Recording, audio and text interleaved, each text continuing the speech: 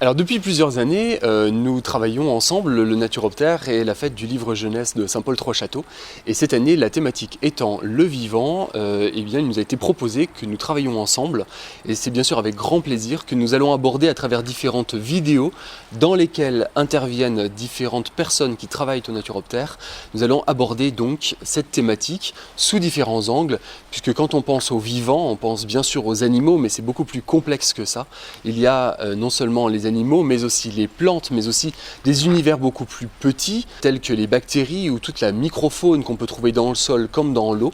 Et nous allons le voir à travers ces différentes vidéos, mais aussi en janvier et février sur le stand du Naturoptère et pas seulement dans le reste de la fête.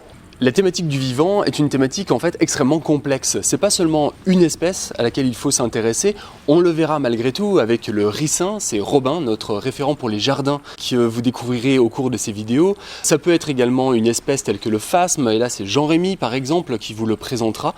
Il est notre référent pour l'élevage des bestioles à l'intérieur du Naturoptère. Mais le vivant c'est plus complexe que ça. Quand on parle du vivant, en fait il y a un aspect qui est extrêmement important, c'est la mort.